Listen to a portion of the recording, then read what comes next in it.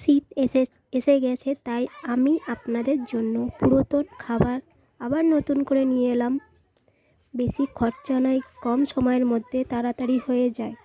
Tomato এবং বেগুন পুড়িয়ে একসাথে ভর্তা রেসিপি, যা শীতকালে মানুষের খুবই প্রয়োজন হয় এবং ভালো লাগে।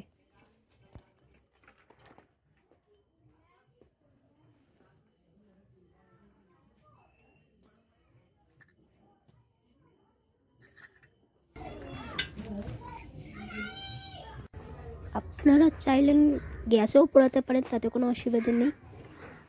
আমার কাঠের আগুন জ্বলছিল, তাই আমি ওতে পুড়িয়ে নিয়েছি।